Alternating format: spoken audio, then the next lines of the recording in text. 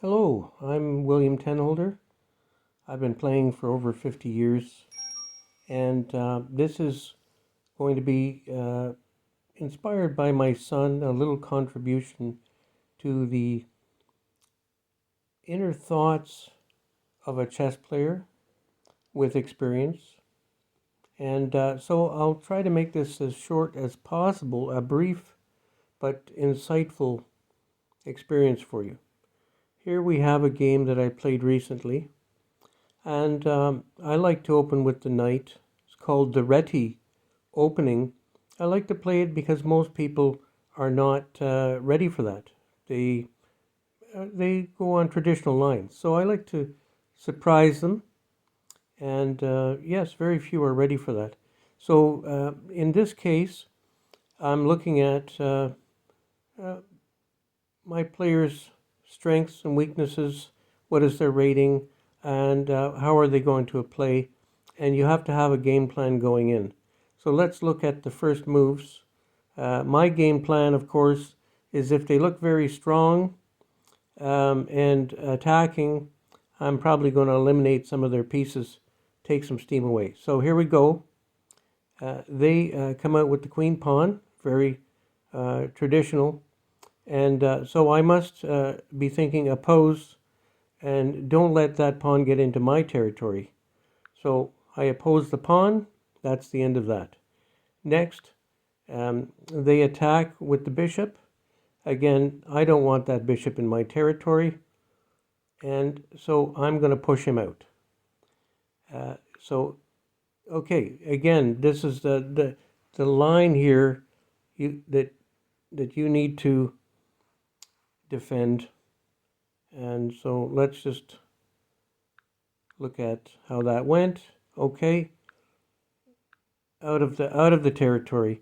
This is the way I think, and really you need to keep all of the opponent's pieces out of your territory when possible. So let's just go back,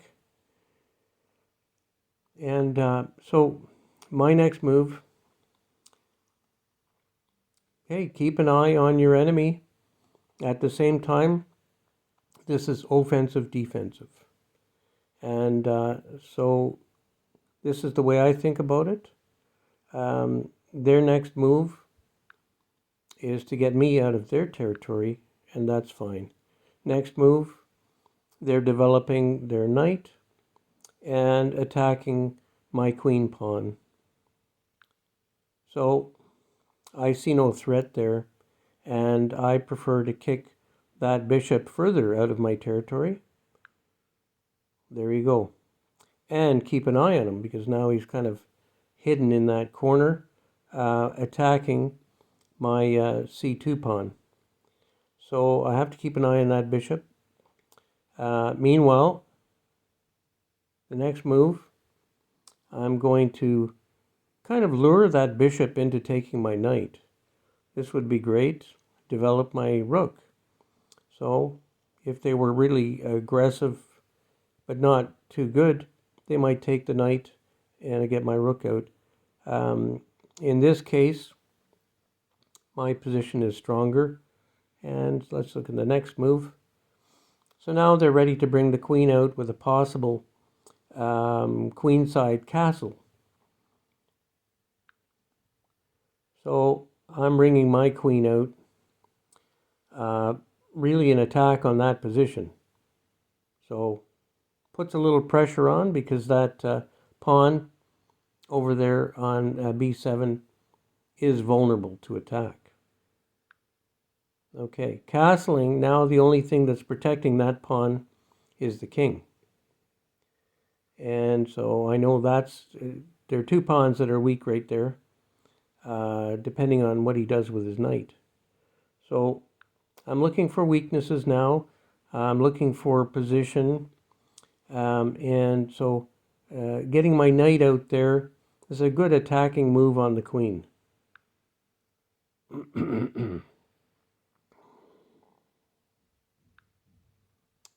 Just let me go back. So this gets the defender by attacking the queen and the knight at the same time, this removes the defense of the a7 pawn. Right? So black takes knight, I take knight. Now the A and B pawn on the black side are very weak.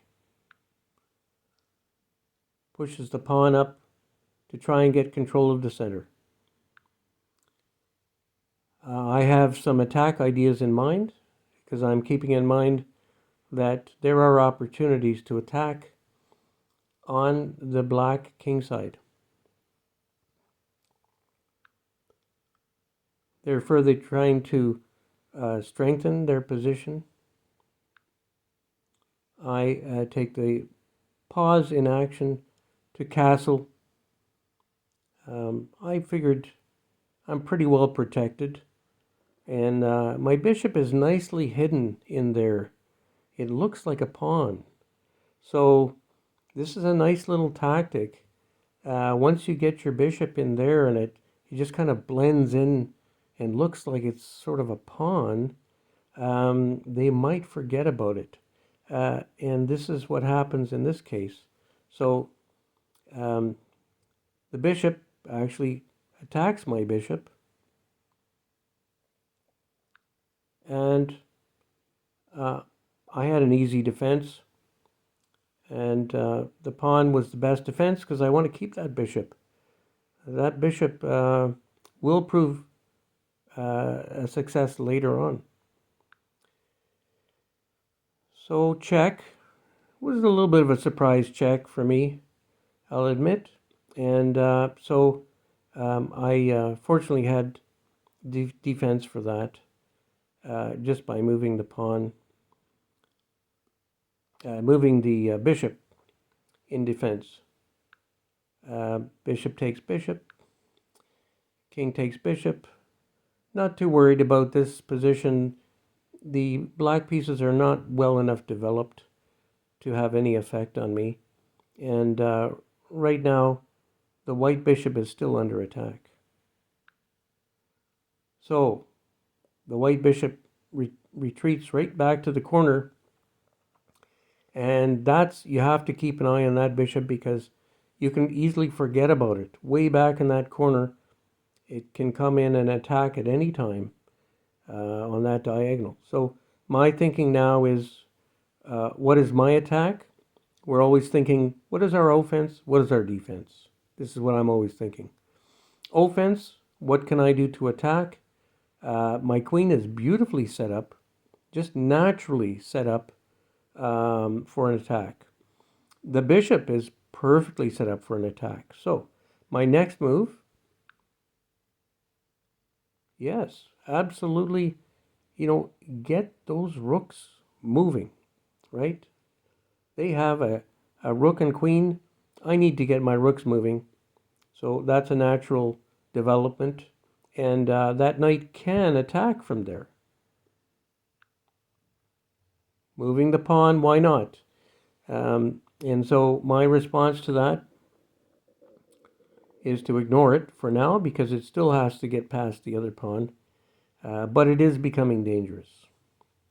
So my move here with the pawn is kind of a disguised move because now there's an attack on the king's side that they may not see because my bishop is cleverly hidden in the corner.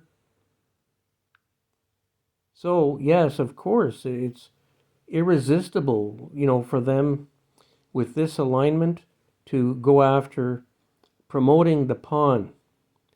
And so they don't see my threat, which is queen takes pawn, and that's checkmate. So I hope you enjoyed this video and the insights that, from the thinking of a chess player.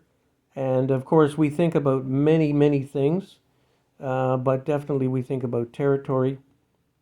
We think about our defense and our offense, and many times it comes down to just one quick move and the game is over.